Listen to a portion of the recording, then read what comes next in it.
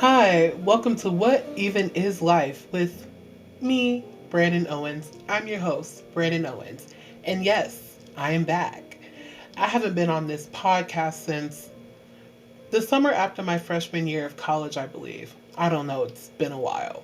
But I'm officially back and I'm super duper excited. So, if you don't know, this podcast is just me talking about life, what's in it, what's a part of it, and just what's been a part of my life. What's in my brain, and honestly, it's just some of the things that pop into my head, and usually what people don't talk about. So, today's topic, I wanted to talk about the art of boredom. And what boredom means to me is just not having anything to do. My mind is just blank, everything is blank, and I haven't found any productivity in pretty much anything, or just anything worth doing. And boredom has been a really big part of my life, especially from my early age. I am an only child who was raised by a single mother, and I spent a lot of my time by myself, either in my room, just chilling, doing absolutely nothing. I would either chill with my mom or talk to my imaginary friends, play games, toys, pretty much anything I had. I pretty much just had anything just worthwhile with my imagination. And it kept me occupied. And that was some of the most important parts of my childhood. And that is something in my childhood that I always seem to love because I used to just have a bunch of creativity. And now that I'm older, the art of boredom has really been a big hindrance to my life. And let me tell you about a big time in my life. I started getting very depressed. My anxiety was through the freaking roof. It was crazy. And I was always like stuck in my clouded judgment. Like I've always had like really bad thoughts that would keep me up at night. And I would always like look forward to the morning because that meant I get to get ready, go to school, see all my friends, and hang out with them and laugh and smile because I wasn't bored. I wasn't sad. I wasn't depressed. I was around people that made me happy. So, yeah, that's why I really appreciated that. But the second I got home, I get bored and then I start to overthink. And my overthinking gets absolutely terrible. It's horrendous. Like, I would start thinking about thoughts that I would never actually like think about if I was doing something else. And so I'm typically that friend who was always the funny one, but once I'm home alone, it's just sad.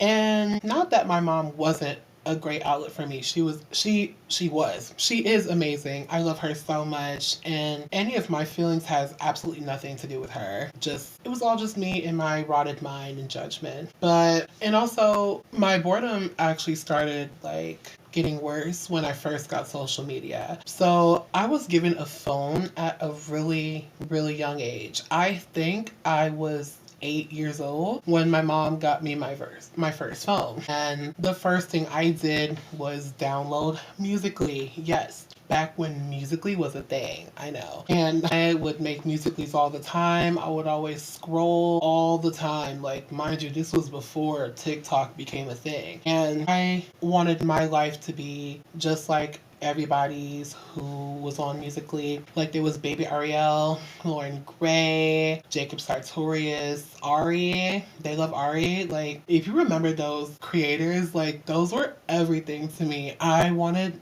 my life to be just like theirs. But my life was the absolute opposite. Like I used to be bored and social media would be my form of like getting me out of that boredom. Like I felt busy being on my phone and watching social media. But as I got older, I realized that being on social media contributed to my boredom. It contributed to me not doing anything productive with my life. And it definitely created such a big issue. And it just brings me to my thoughts of like, nobody wants to be creative anymore. Like, I lost all my creativity.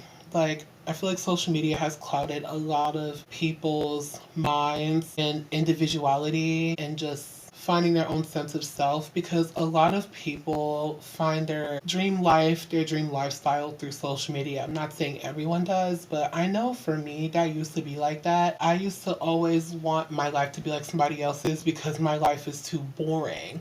My life is too bland. It's too not enough. Like, I always wanted an action packed, a healthy, lovely lifestyle. Like, that was what I wanted. And that's why, like, the art of boredom, it could come in different variations. Hanging out with friends, I don't get bored. But when I'm alone, I do. Like, boring could just be like bland, it can be meh. And that's just how I just saw my life for a really long time. Like, just growing up with a single mother, didn't have that many friends. So going out on the weekends was never a thing for me, especially back in elementary school and middle school. And back in elementary school, I struggled with making friends because I was different. Like, they didn't like the way I talk, the way I look, my actions. Like, it always bothered somebody. And it made me very insecure, and it just made me too afraid to just try and be friendly with people. Like, I found my tribe. Like, I found my people in elementary school, and I do miss them dearly.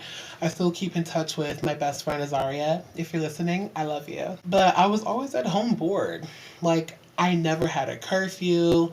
I never got grounded. Nothing. Because my mom never needed to worry about that because I was usually home. And honestly, and being bored back then didn't mean much to me because I was always doing something active. But when I wasn't doing anything active and I was just like, Mom, I'm bored. I want to do something. She always tells me to clean the house. And I'm like, excuse me? No, I'm not doing that. Absolutely not. But I usually, well, not usually, sometimes end up doing it anyways. But you get the gist. But now that I'm older, I just realize how much social media has really contributed to that factor of boredom and how there's so much better things I could do with my life, but I choose to rot on social media. But I mean, although I'm a full-time college student, I'm able to do so much and just have a busy schedule, but just it's those times when I'm not doing anything. It's like my mind goes into this horrible state. Like, I need to do something all the time. And I know that's not like a healthy way of thinking. And I am learning and growing from that, which is really important. But it's just like, it was always that factor of always yearning to go out and do something and have that extravagant lifestyle that I just had to have, you know, because growing up watching social media, that was practically my life since I did nothing else. But I definitely lost sight of like what the real world is and what you can make of it. But ever since I came to college, I realized being alone is fine. Being bored can be fine. It's okay sometimes. Like, boredom as in like the art of relaxing. I'm saying the art of something because I feel like it's like a culture. Just like relaxing and having some time for yourself. I haven't for a really long time treated like relaxing as a form, like, I don't know, it's like I did not like to relax. I always needed to be doing something. I was always like that, and I'm still kind of like that, you know? And honestly, it kind of sucks sometimes because I do a lot of things during the week, like with school, homework. I'm in like 4 singing groups. I sing a cappella, I sing with choirs, like 2 separate choirs, and I'm a jazz singer. So I'm always singing. And those things keep me occupied. I feel like I'm not saying occupied, please, but you get the gist. Yeah, I'm always happy doing those things, but when I'm not doing that, it's just my brain doesn't know when to shut off sometimes, and that like contributes to my anxiety. So that's why it's like the art of boredom. That's why I call it an art form, because boredom has really contributed such positive and negative factors in my life, and that is something that has always been a huge factor of whatever I do. It's like, do I want to do too much or not do enough? Because back in the day, back when I was little, I remember I was a part of a lot of commitments. Like, my days were always filled. Like, after school, I'm always at some sort of event, and I had to be there every like one day of the week, like every Friday, every Thursday, every Tuesday, just all of that. And all of that was fun. But then I started getting opportunities to just go have fun and go live life, be a kid, because these were like things like I committed to, like I signed up and chose to be a part of it. And it was fun for a while, but because of those commitments, I couldn't do anything fun. And I had to put a stop to it so I can go and have the fun that I want as a kid, obviously. And I was very happy because I used to not get those opportunities to go and have fun, but now that I did, I took that advantage, and that was one of the best things in my life. Like going to high school, I know people talk about not liking their high school experience. I didn't mind it. I really found my sense of self, individuality while I was there. And I got to, I don't know, I'm not going to necessarily say make a lot of friends, but I got to get to know a bunch of people, talk to a bunch of people, make a lot of connections. And I do miss a lot of people from high school. Like, it was always fun and kiki. But I was never bored. Honestly, I was always kept entertained at my high school. But yeah, that's what boredom is to me. It can be a positive trait, it can be a negative trait. And honestly, this is all I have to say about it. It's okay to have a feeling of boredom. And what I mean by that is just it's okay to relax. It's okay to have some time for yourself. It's okay to be bored. But however, it's not okay to not find productivity and motivate yourself. Like, don't overdo it. Like, have your time to relax, but make sure to just at least make sure you've done something. And I don't know if that makes sense, but to me, it just means work hard, play hard. And that's a big thing in my life. That's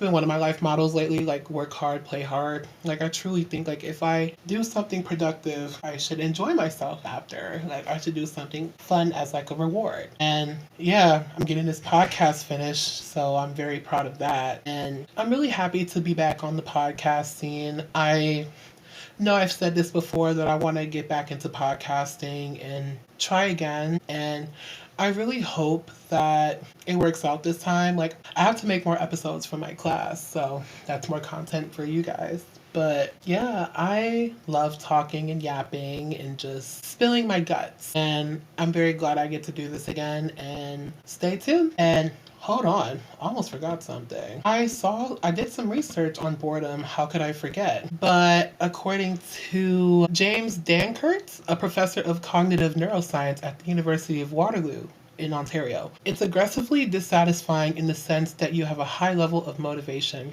to be engaged, but nothing that you do seems to satisfy that need. And he also said, I think a lot of times when people think about boredom, they think about an apathetic couch potato. But that's not what we're talking about here. So when I saw that quote, I cannot believe I almost forgot to put that in this podcast. But when I read that, oh, by the way, I read it from livescience.com, and the article is called Science Facts About Boredom. So bored. 8 facts. It was written by Taylor Kubota.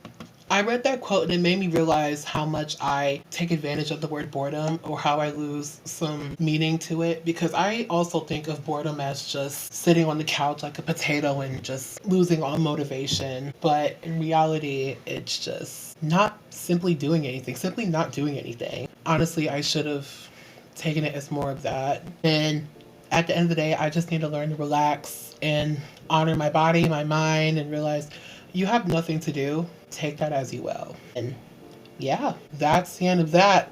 And that's the end of this episode. Thank you for listening to What Even Is Life with me, Brandon Owens. Later.